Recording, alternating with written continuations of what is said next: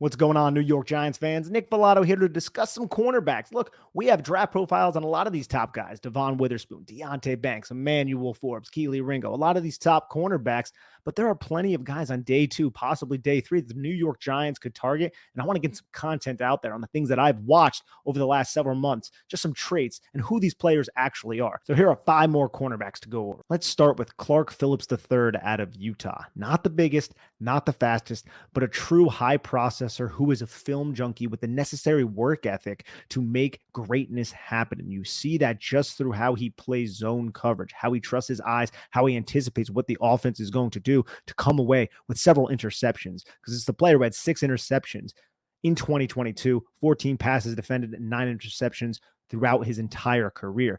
3 of his interceptions were in man coverage, 3 were while he was in the slot. So his entire production profile was spread out through a variety of different usages.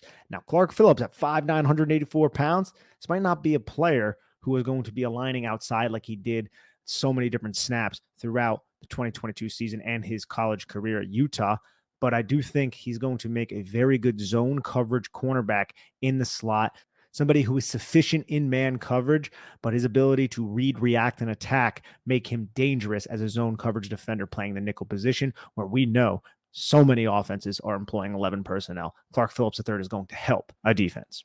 Here's Corey Trice out of Purdue, a 6'3", 206-pound physical cornerback, a solid addition to a team that's going to be selected somewhere on day 2, maybe even early day 3. I think his best fit is in a cover 3 type of scheme with his backside towards the sideline because of his ability to read route combinations in front of him and then attack. This is a player who had 5 career interceptions and 16 passes defended, and I feel like he uses his length very well at the catch point to get his hand in there, to be disruptive, physical tackler, big-bodied type of cornerback who can press at the line of scrimmage. May not be the best with his press technique, but I think there's a lot of upside. And if he gets paired with a cornerback coach, a secondary coach like Jerome Henderson, maybe that upside can be unlocked. So Corey Trice out of Purdue, a solid option for the Giants, somewhere late day 2, early day 3.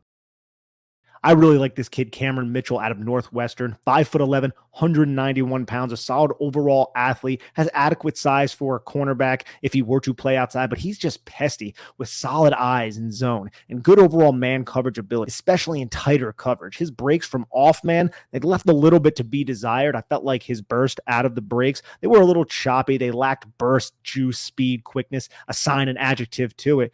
But overall, he has a solid press man upside profile with sufficient athletic capabilities who can flip his hips well, but that lack of burst out of his breaks will hinder his ability to maintain positive body presence from off-man position, and quick timing offenses picked on him in college because of that. But he is a physical player who likes to bump wide receivers up their route stems through their release on the line of scrimmage. I love how he promptly plays through the catch point with authority. And I do think, even though he's not the quickest in terms of his transitions and exploding out of breaks, I still think this is a player who would add value to the New York Giants because he is still sufficient in man coverage, especially when the coverage is tight. Travius Hodges-Tomlinson sort of reminds me a little bit of Darnay Holmes coming out of UCLA in the 2020 draft. This is a player from TCU. He is the nephew of LaDainian Tomlinson, Hall of Fame running back for the Chargers and the Jets.